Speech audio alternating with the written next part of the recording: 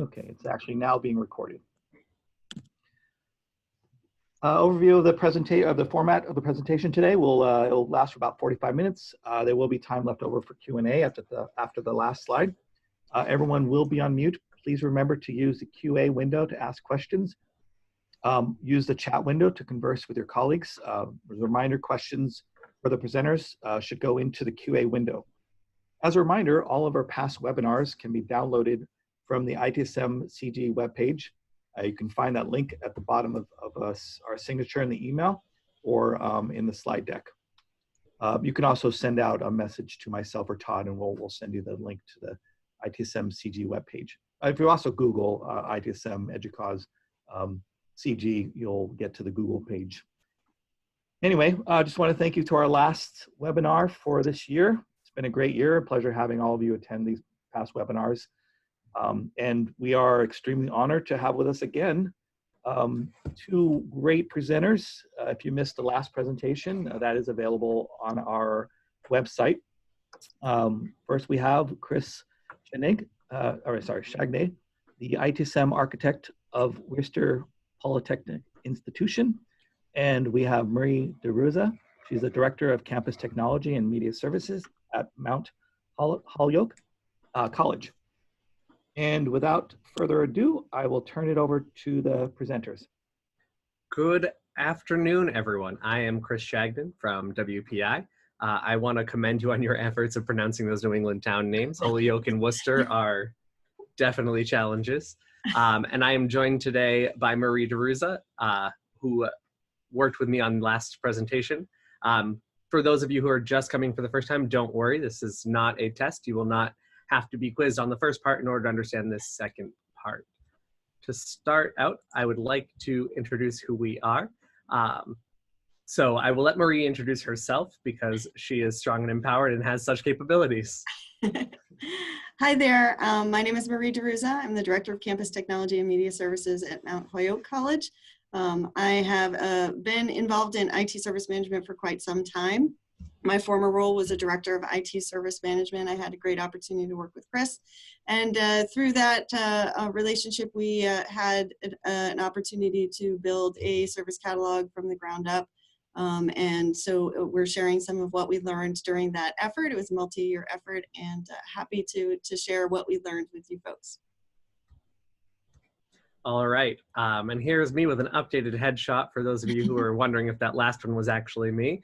But I am an ITSM architect at WPI, where I design and develop all of our ITSM software systems, portals, websites, and anything the users would use or our technicians would use to deliver service management here at WPI. In addition to my job, I am also a PhD candidate studying user experience and information systems at WPI. Beyond that, I'm an HDI Top 25 Thought Leader, featured contributor, and recipient of the HDI Best Use of Technology Award in 2019. So you'll see me out and about at a lot of conferences talking about it, but that's what I love to do, and that's why we're here today. So the format today is going to include introductions, which we just did, so we can check that one off. And then we're going to go through a format of just 10 things that you need to know, keeping it kind of like a BuzzFeed article in order to make it engaging and happy. You're going to see some back and forth where I'll be talking and Marie might chime in with some things as well, just so that you're not caught off guard by the switching of the voices. And then at the end, the biggest value we can give you is by answering your questions about your own implementations, because no two organizations are the same when it comes to this stuff. So let's get started with number one. Our biggest tip for designing your self-service portals and for getting your service catalogs online is understanding who your users are. That sounds kind of silly or something very basic, but a lot of us never take the time to understand who we're designing for. How do those users consume that information? What information are they asking for, or what do they want? And then what information do they need?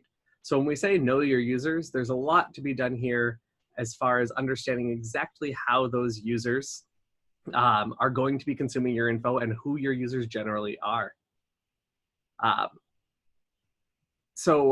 Once you understand your users, you're going to start to learn things like your users use a lot of different formats here. Not all of your users are going to be using a very specific client or application or things like that.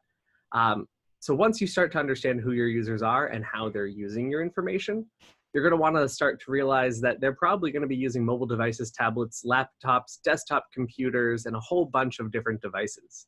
Sometimes your users will be consuming your service catalog and self-service portals entirely from one device, but then you'll also have users have 2, 3, 4 devices.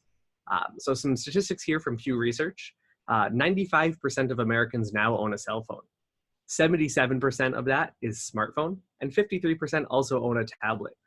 So what that means is we need to start considering how our portals or our service catalogs are available to those users on all sorts of different devices. So when we're talking about that, we mean, is your site responsive? Is it adaptive? Does it work on all those devices? So to get some terminology out of the way, your portal should just work on most devices. That's to put it as simple as we can here.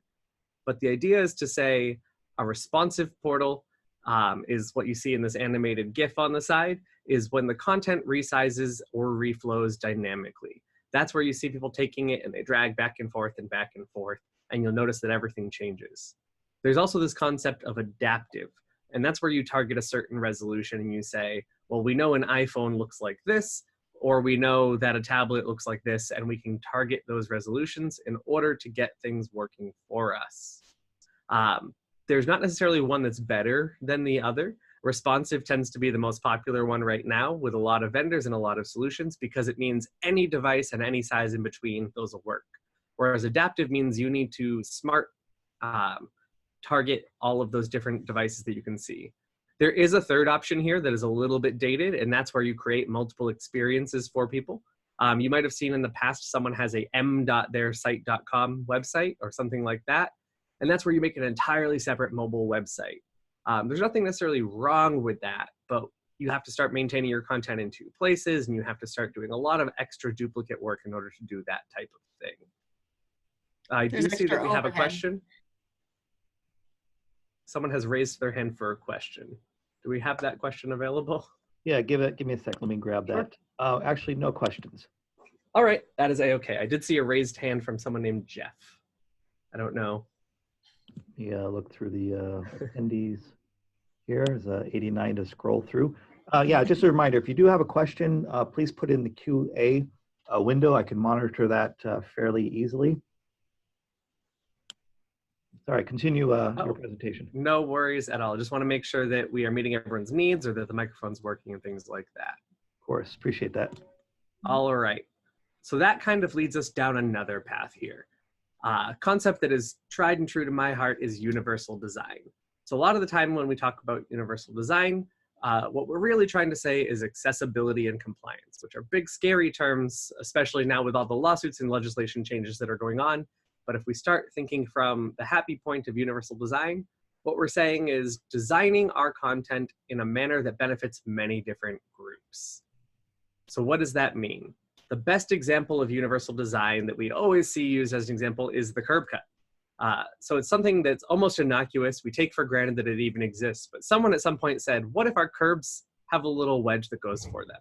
This is a huge boon for accessibility. People who use wheelchairs, people who use walking sticks, people with guide dogs or service animals can use these as an accommodation in order to know where the road ends, but then also be able to actively get up and down the ledge without having to hit that giant curb. But it also has benefits, which is why we call it universal design, for people like we show in the picture here on bicycles, with strollers, carrying trolleys. The reason the curb cut is a good example of universal design is because it allows people who have a need for assistive technology or devices to use it, but also has benefits to a lot of other groups. So it doesn't inherently sacrifice quality towards one group or another. It doesn't change the experience for a lot of people. And then we started to grow and enhance them over time as well. So we start to see things like the yellow dimples in this bottom right-hand corner photo. They're able to add those, and that alerts somebody who uses a walking stick to know that they're at the end of the curb. So these start to allow us to enhance and grow these over time, but to the average person who might not need those or appreciate it, it doesn't impact or inhibit their use of it either. So when we talk about universal design, I said the word accessibility, and that's the one that a lot of us are going to be familiar with. When we talk about accessibility, a lot of us are thinking about our websites or our apps and how people might access those. Accessibility as a concept extends way beyond just our service catalogs, our apps, and our designs there. But when we're talking about things like our service catalogs, we do mainly mean how people with accessibility needs can interact with our websites. So that means things like contrast, text size, text on our photos, and things like that. All of those together really do help out. When we say the word compliance, that's the big scary one. That's rules and regulations. So when we say we're out of compliance, that means someone could sue us. Oh gosh. But as far as that goes, you might also hear 508 compliance or ADA. So those are the actual rules and laws. 508 is through California, ADA is the Americans with Disabilities Act, and those are all enacted and carried out right now through WCAG, which is the Web Content Accessibility Guidelines, with 2.1 coming on the horizon and 2.0 just out last year. Those are the standards and the rules that help you know what you need to do. They are a bit dense in reading, but they've tried to make them approachable for people in order to read them. And they specify things like you should have a certain ratio of contrast, that's the foreground to background colors, but also things like your content should have an understandable hierarchy, you should have captions or alt text on your images, form fields should have labels, a bunch of things like this that make it so that our sites are more accessible and usable by people who use assistive technologies. So, quick tips for you, because not everyone here is going to end up being an expert on accessibility. Everything is text is something that I say a lot. What that means is if you have a photo, if you have an icon, if you have a button, there should be some text component to it as well. So for a photo, one of the common things that we hear is adding alt text. So alternate text is just a caption field on most HTML elements, but a lot of editors, portals, tools, software have an ability to add that caption text there. What that does is for a screen reader or someone who hovers, they can see what that text is and it will describe the image. You put that text there to say, this is a photo or a screenshot of some service that we offer. Or in this screenshot, we have the login screen that contains 2 boxes for the Microsoft Office setup. Things like that help describe visual content to someone who might not be able to see those photos. This is also a huge benefit because it impacts things like your search engine optimization and has other benefits outside of accessibility. That doesn't necessarily mean that you need to use things like alt text. You can caption every image and associate them together and create that hierarchy. Things like that are also really good ways to do that. You just want to make sure that whenever you use something that is purely visual, that you're offering alternatives for people. There's also a bunch of different tags and things you can use, or an entire system called ARIA. So if you have the ability to add ARIA tags to your content, that really helps too, because that enables you to describe the content and what people will be doing and interacting. A really good example of that is what's become really common through our applications is things like the hamburger menu. We put a big 3 horizontal line icon and we say, hey, everyone should know that this is a menu. But when we click that menu, it usually toggles something. We have a sidebar or we have a menu that drops down that comes in and out of screen. If you are a non-sighted person or a person with low vision, you might not know what state that is in right now. So is it currently open? Is it closed? We can use things like ARIA tags to help enable that and let the users know the menu is currently open, the menu is currently closed. There are many tools out there that will help you do this. Most people don't know about these things unless they're looking for them.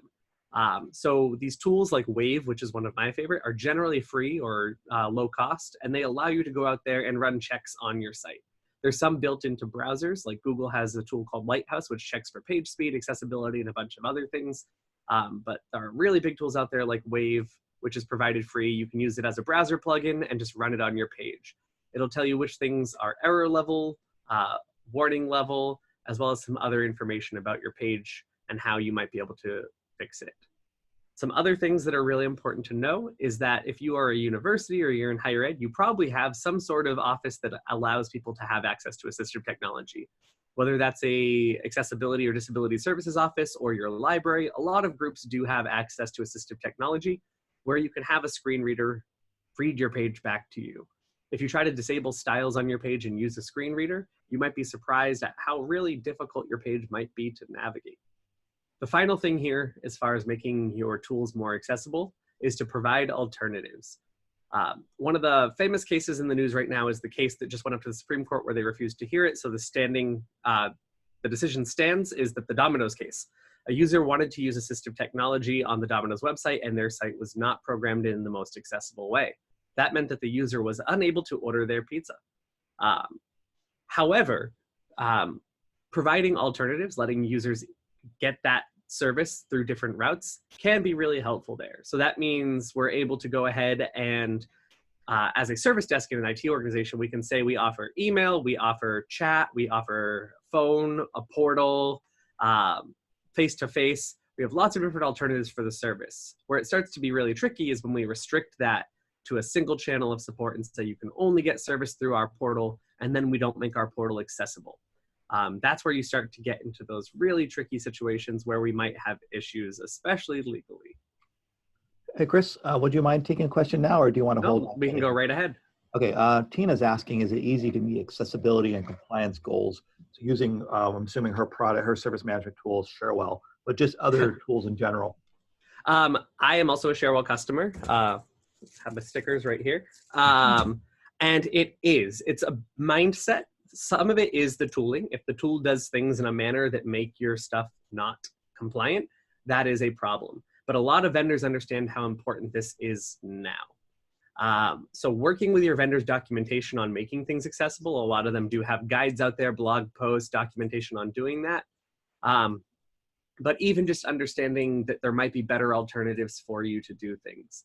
So an example I'll give that you can apply to a lot of systems, but especially Sharewell, is if you're working on knowledge articles and you think, I'm going to take a screenshot of a page for a knowledge article. That sounds really handy. You're providing text info and you're providing a screenshot. One of the things where that can start to get problematic is where you say, I'm going to annotate this screenshot. So if you start putting all of this text labels using something like Snagit on top of it and labeling all of your content and then exporting it as an image, all of a sudden, screen readers can't read that because it's an image. They have no idea what you've put on there as text.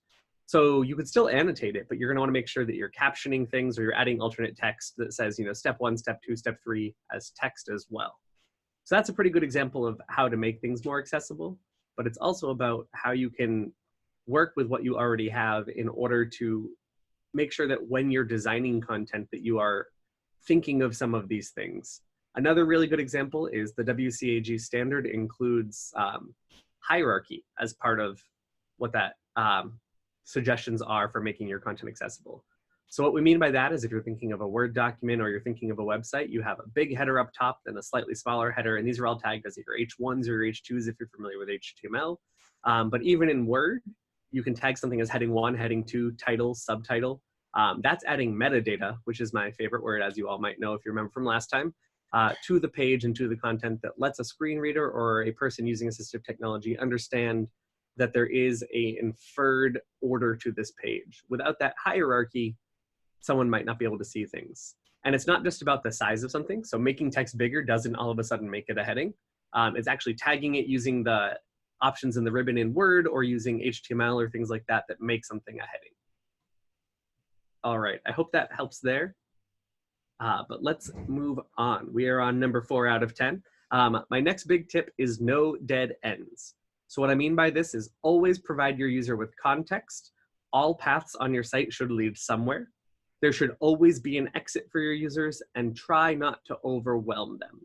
So what I mean by a lot of this is providing context means letting the user know where they are in your site, whether that's a big site label, a header bar up top, breadcrumbs on a page is very popular. That's where you say we have our home page, our service catalog, our service, and then the component name. That lets the user know the path that they took to get there, and it provides them context as to where they are. So if they were going to your service catalog and they start on a portfolio, they work their way down to something more specific, like learning management system, and then they work their way down to something more specific like Blackboard. And then they realize that they didn't want Blackboard. Providing them something like breadcrumb through context allows them to go up a level again without having to worry about back arrows, forward arrows, and things like that. When I say all paths should lead somewhere, what I mean is don't provide those dead ends. Don't provide a page that has no links out of it. Don't give them a page with an error. Don't give them a page that says click here to return to home. Try to give people lots of links to click. So a good example of that is thinking of a site like Wikipedia. When you're looking at something like Wikipedia, what you're able to do is click a lot of links and keep getting more info. There's a lot of those inline links that say, okay, let's keep getting more info. Let's keep getting more info. Or I'm not sure what that word is. Let me click and keep reading. That type of thing is really helpful. And I'm not saying you need to include a million definitions and inline links, but allowing the users to always click something else. So if they're on a service definition, maybe you have knowledge articles linked to the service definition. That allows the user to keep clicking and finding things. So when I say there should always be an exit, what I mean is sometimes we do have to create ending pages. Not every page can end up somewhere, but don't make the user feel like their searching was futile or they didn't have an opportunity there. You can provide them things like a basic generic help form or a click here to enter a ticket button that allows them to always have some option to get out. And then when I say don't overwhelm them, don't try to model yourself after Wikipedia necessarily. Don't create 10,000 links on one page. So to enact all of these no dead ends, clear navigation across your site that is consistent is very helpful. So having one fixed header bar that has the same 6 links across the site can be really helpful. Scannable hierarchy, which is what we were talking about for accessibility, is also really helpful. Let your page titles look like page titles, your second level headings look like second level headings, and so on and so on. By allowing your site to be scannable and quickly processed by your viewers, you're enabling them to find the content they need without having to read the whole page or getting bored or giving up. Breadcrumbs, as I mentioned, are super helpful, but other on-page information can also be helpful. So if you are in a portfolio, maybe you add an image or an icon that all things in that portfolio have. Or one of the things that we do on our service catalog and self-service website is each section icon from the menu has a link and there's section colors. So the service catalog is green, the software catalog is red, things like that. So when they're in those subsections, we use those same color cues throughout it to let the user know that they're still within that section of the website. And as I mentioned, having a generic help form or an email is very helpful to the users because it always provides them a way out. They don't feel like they wasted time and there's none of that sunk cost fallacy where they've spent a lot of time searching the site, they didn't get the help they wanted, and then they don't enter a ticket. They just get mad and say, well, the help desk couldn't help me. You definitely want to try and avoid those types of situations. All right. So as I mentioned a little bit earlier, one of the benefits of accessibility is that your accessibility is not just for humans. It helps with things like search engine optimization. And searching is for everyone. So when I say that, I mean searching is for those robots who are doing the SEO, but it's also for humans. So when we focus on how our sites are searchable or how people find information, I really want to talk about these 2 different categories here.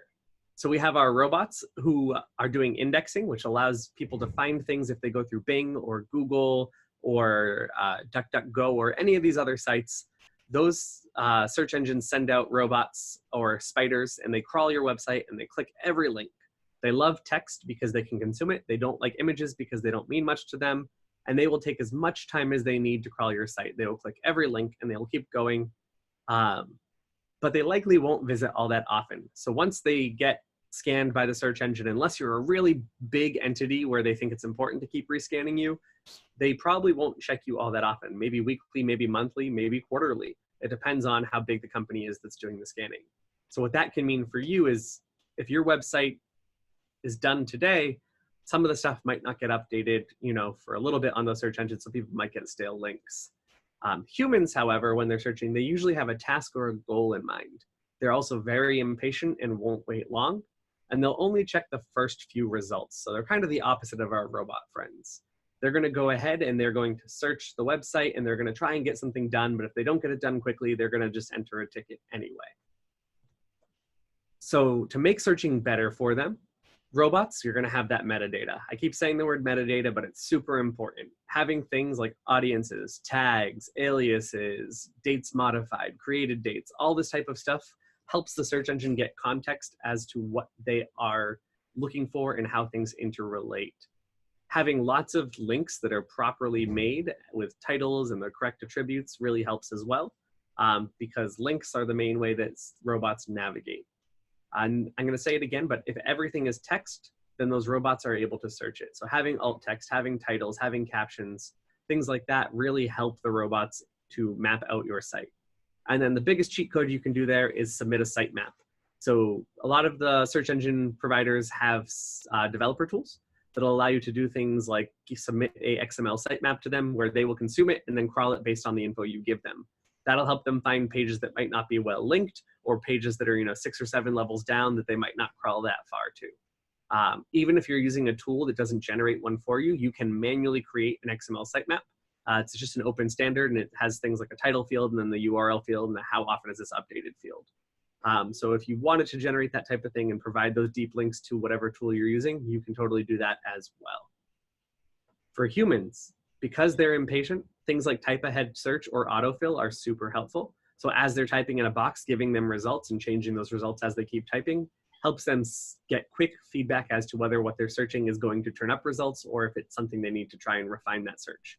What we want to try and avoid with humans is not giving them that feedback, having them click search and then getting no results. Things like type ahead are helpful because it shows them which results we already have or know about. Grouped results are also very helpful. And what I mean by that is allowing users to facet their searches or derive information. So instead of just providing them a text link, kind of like what you see in Google where it just has the page title and the description, giving them some of that metadata back. So is this a service? Is this a component, a portfolio, a knowledge article, a news post, a software title? As they start typing into their search box, letting them know what type of result it is very helpful, because they might be looking for a news post about an outage with Microsoft Office, but if they click the first result about Office, they might get a software entry, which is not what they want. And then as I mentioned, humans also kind of like metadata. So things like aliases and tags are really helpful because we don't always use the same terms as our humans use. So the famous example we always give is if someone's doing a learning management system and they're searching and searching and searching, we call our service learning management, but they're looking for Canvas or Blackboard or D2L. They will never find it because we called it learning management system. Using tags or aliases or keywords or things like that allows them to find more info. Hey, Chris, we have a question about tagging. Perfect. So what are your recommendations on tagging services? So at the most, oh, do you have a comment, Marie? Well, I was just going to say, I think, technical people tend to get really hung up on being technically accurate, but that's not the point of tags, right? The point of the tags and the aliases is to increase findability. So that's why I snickered a little bit, because the technical folks want to be completely technically accurate. And I say you should throw that rule out the window. So for instance, we had switched from Blackboard to Canvas, but people were still searching for Blackboard because they didn't know the name or hadn't kind of internalized the new name of the new system we were using. So we put both Blackboard and Canvas as tags on the learning management system. And Chris went even one step further. He realized that people were spelling Blackboard wrong, and so he added a tag for the misspelled version of Blackboard. But if it helps people find it, I think it's fine. I think you need to understand what the user terminology is. And once you understand that, don't be afraid to use that in the tags and the aliases. Quick follow-up here. Should you logically group the related services using the same set of tags? So you can definitely do that. When we launched our Workday implementation here at WPI, one of the things that we did is we tagged a lot of stuff as part of ETP, which was our Enterprise Transformation Project, because they were logically part of the same project. So by adding that metadata, anyone who is looking for ETP or Workday could see the other aspects of the project too. The great thing about tags and keywords is for those of you who have systems that allow it, or super technical knowledge where you can make relational databases or joins, or you're looking at doing lookup tables and things like that, you can create full systems that allow you to do all sorts of things there. But even at the most fundamental level of adding a text field that you just put comma separated values, as long as you add those to your full text searching capability in your tool, which almost every tool on the market allows to some degree, you're still increasing the quality of your search results for your end user. One of the things that I get asked as a question a lot is, what's the difference between an alias and a tag? That's an arbitrary definition that we made up here. But the idea for us was aliases are like otherwise known as, so it's, learning management is also known as Blackboard, which is also known as Canvas, depending on who you are. And then tags could be as arbitrary as we wanted. In our most recent implementation, we actually allow people to click through onto our tags and they can see everything else that is tagged with that. So what's really great about that is if we tag things properly, people can start to derive more information from just having that information on the page.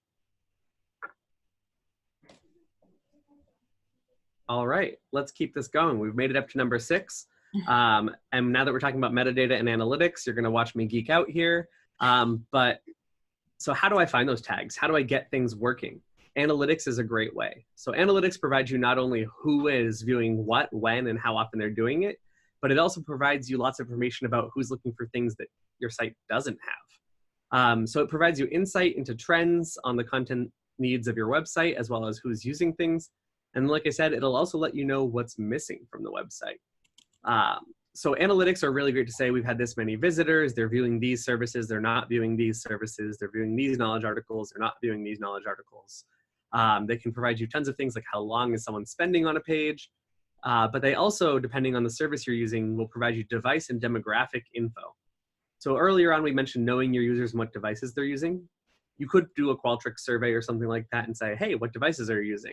But if you have the analytics in place, you can actually say, oh, a lot of users are using a phone, a lot of users are using a laptop, some are Mac users, some are Windows users, and you get that info right away. You can also see which part of the world people are accessing from.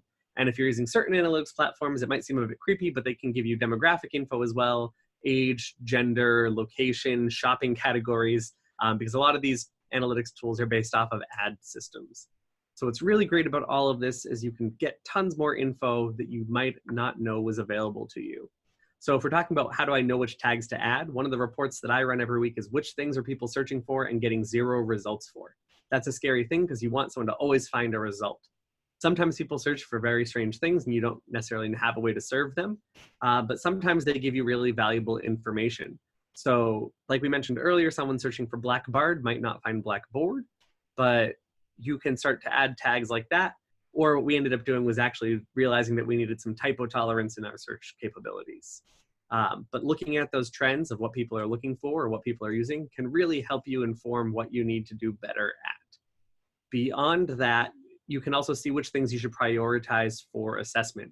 So if you have a service that is your #1 most popular page that people keep viewing and requesting, you're going to want to focus on making sure that that one's always up to date. Whereas if you have a service entry that people view once a year, maybe that one isn't as high a priority for updating. All right, so in UX, we have a concept called delight.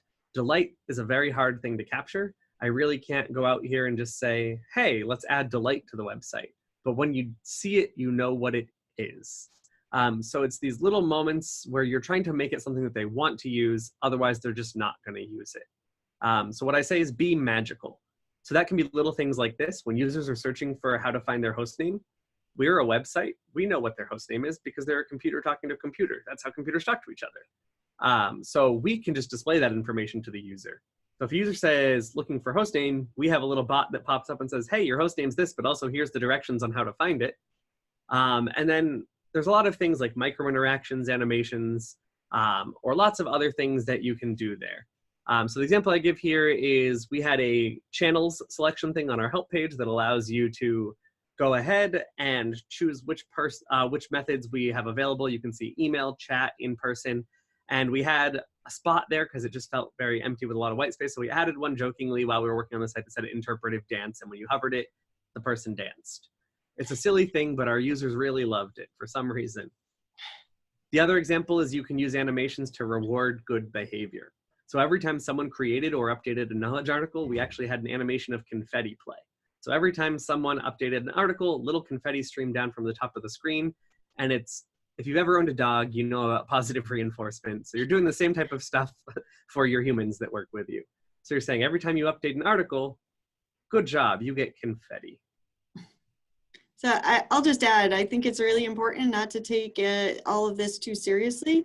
I think we have to remember that the folks that we're primarily serving, our students, have grown up used to being entertained by technology. And so we need to be aware of that and try to meet them where they're at a little bit.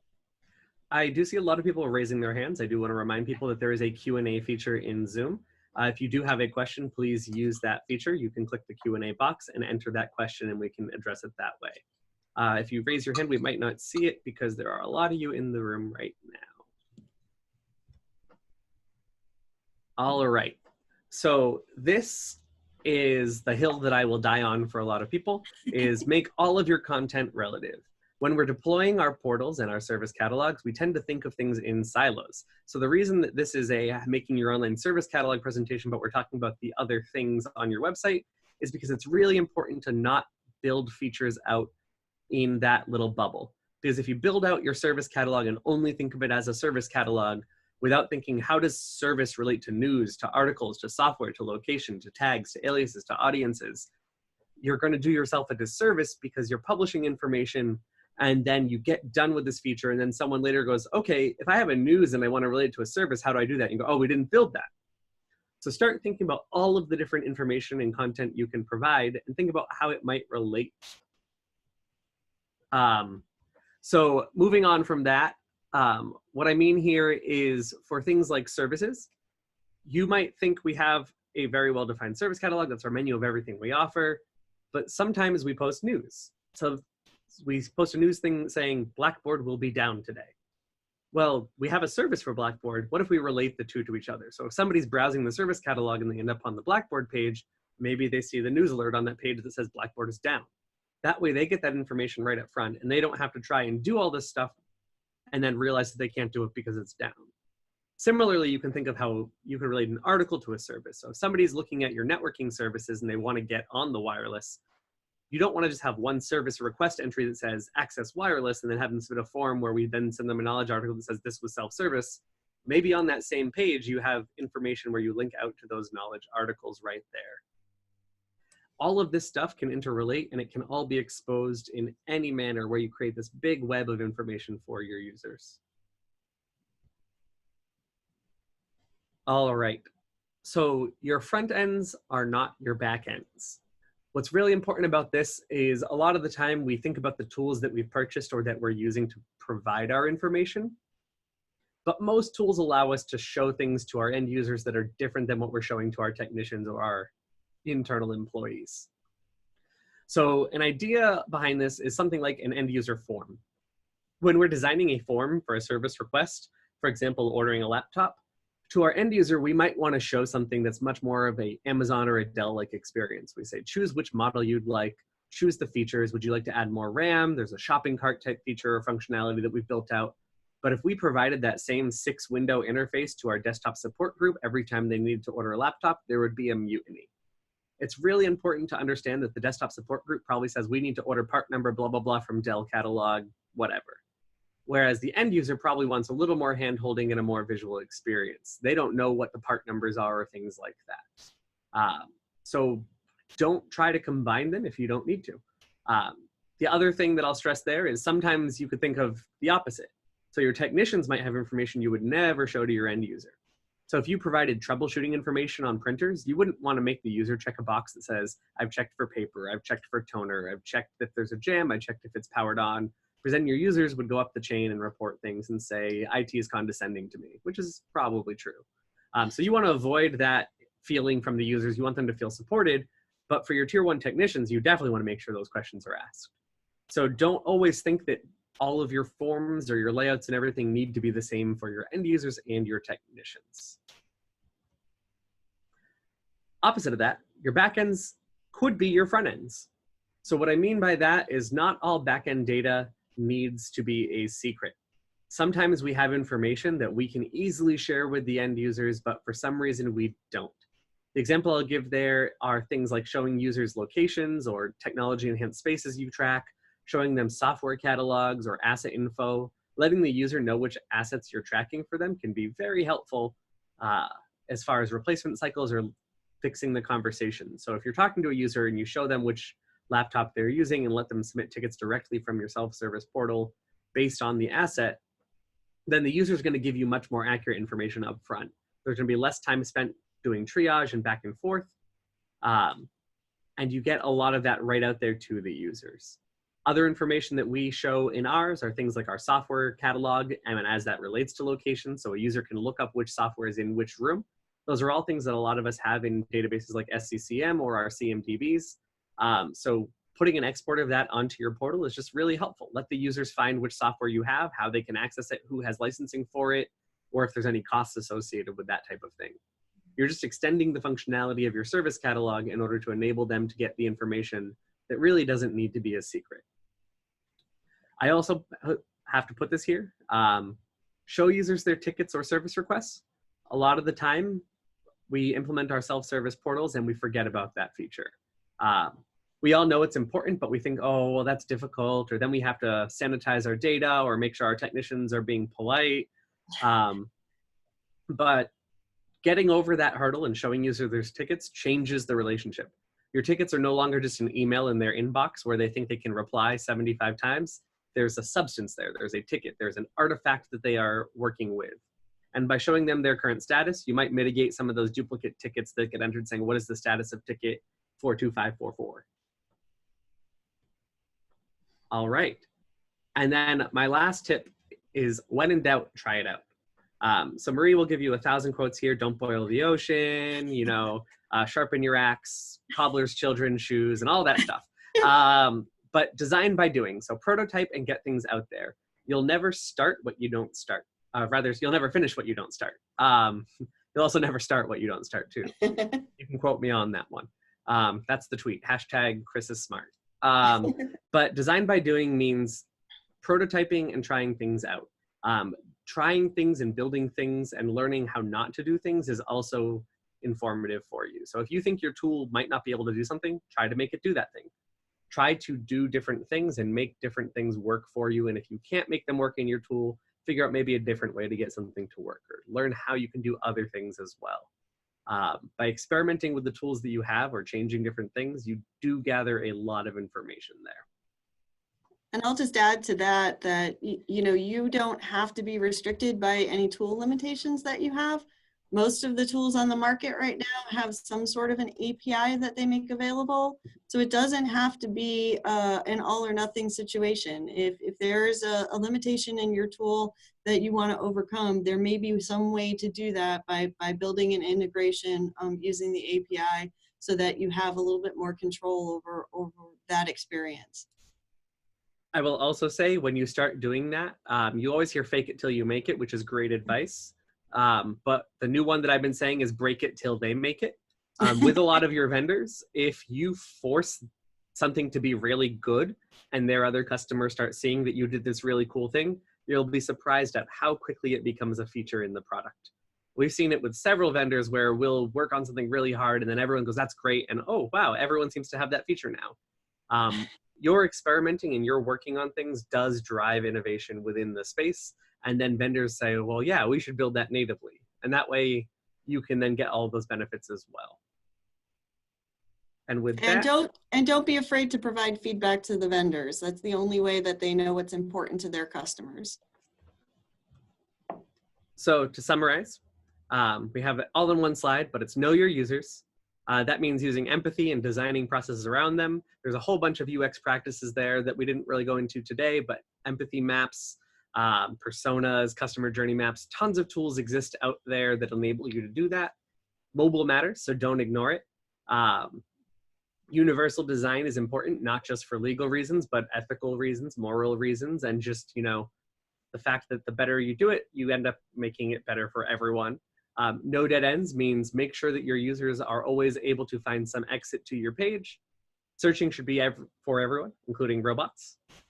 Use metrics and analytics to inform your decisions. Don't use heuristics and feelings. And then delight your users continually so that your site is something that they'll want to use. Remember that all of your information is relative. It's a relational database for a reason. Front ends aren't back ends, but front ends are back ends, and back ends can be front ends. Don't restrict yourself to paradigms that you've learned or been taught. Remember that sometimes exposing information the right way or sometimes segmenting information can help you just as much too. And then when in doubt, try it out. With that, we definitely have some time for questions today. Thank you, Chris. Thank you, Marie. Yeah, as Chris mentioned, keep sending your questions. Hey, Chris, so how would, who would make a good project team, a design team? What kinds of personalities do you want, backgrounds, and do you want your customers involved in these prototypings and getting you some feedback? Well, it's nice knowing that we're in higher ed and that some people have resources for whole teams. But if I had to say an answer to that, it's really finding people who can champion what you're doing. you need some technical people. You can't handle this all at the business analyst or the service desk level. There should be a lot driving that innovation from there, because they're the people who typically deal with customers or work with other employees the most. But at the same time, it's really important to have people who are both customer focused, customer facing, and technical people who can tell you what is feasible or how long it might take to get things done. You can train people in technology, but sometimes training people in people skill is very difficult. And I would also advocate, whenever you can get a customer perspective in the room, it's a good thing. And it's good about hearing different use cases. If you do persona-driven development and you make user stories and things like that, you're able to go ahead and say, well, this is how students are using this. This is how staff are using this. That drove some of our innovation initially as to why we made our portal the way we did, because students were never going to log into a website and they were going to be using their phones. We see those stats even to this day. So having students having to log into a website that only worked, on Internet Explorer on a Windows machine didn't seem like it was matching the use cases that our students were providing us. Yeah, excellent. Yeah, we've done a recent exercise where we develop personas, and they can be really enlightening, how people engage with us and the different types of personalities. So Tevis has a follow-up question back to talking about tags. So if you don't plan on using tags properly, do you just recommend not using tags at all? There is a lot of benefit there. So I'll give you an example from our recent system. We have our self-service portal that has a fully robust tagging and aliasing system. But when we go back into our ticketing system, it is a little less than that robustness. But we still wanted some of that functionality. So what we ended up doing was creating just a plain text field called keywords, and we added it to the search. So that is not properly. I will say that 100%, that most developers would cringe at that, and they say that's not normalized, and there's repeat data, and there's typos, and there's so much room for error, and it met the need. So if you can't do it properly, do what meets the need. So that's where we start talking back to that UX of, user stories and personas and business requirements. If the requirement is making content more discoverable, then do what meets that need. Just understand that you don't want to create a situation for yourself where you're spending more time maintaining than using. So you don't want to try and create this giant system that has all these constraints behind it that no one is able to use because of that. And a quick follow-up, he's asking about, considering most users enter the service catalog by Google search, how important do you think catalog organization is? And that obviously depends. If your catalog is behind authentication, then it's not going to, Google search is not going to result in anything, but if it's a public-facing one. So the organization does matter there, because Google will count from homepage the number of clicks. Anyone who tries to tell you how the Google algorithm works is, full of themselves, because it changes, every moment of every day. There are strategies that you can use to do things better. So while I did just say Google does clicks from homepage, sometimes it also doesn't. So providing those sitemaps and that information and having hierarchy there does help, but generally it's the content on the page. So if I type WPI VPN right now, the top result should be our VPN article, because it has the best content for it and the most users are clicking it, and it's the most links to other links for it.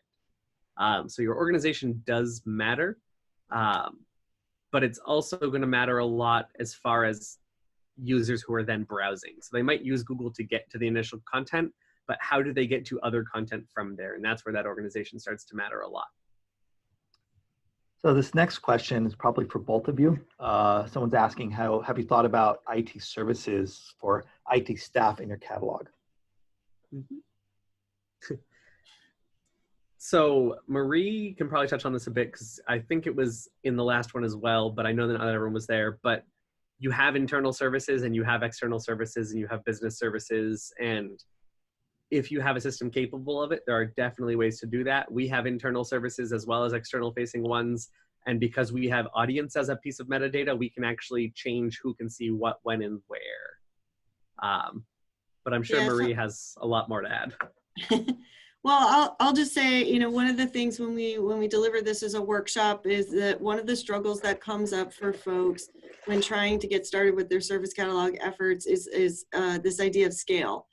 How to make the catalog not have so many items that no one can ever find anything. And so one of the ways that you can do that is to enable some sort of filtering so that people are seeing the services that are relevant to them. Some systems allow you to do kind of role-based filtering, and that's where knowing the audience for the service and defining that can be very helpful.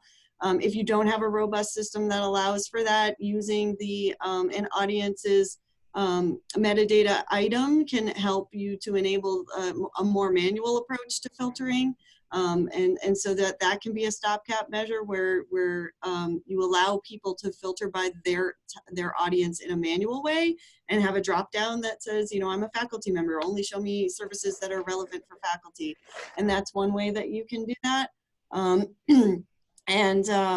But I think it does address that kind of scale issue. And then to the point that Chris made, you don't have to publish everything. You know, if you have IT to IT services that are only going to be consumed by internal folks, it's okay to have a kind of a separate view of the catalog just for them. And that also keeps a cleaner view for those external folks who are perusing your catalog and makes it more usable for each. And that definitely goes back to tip 9 with the front ends versus back ends information.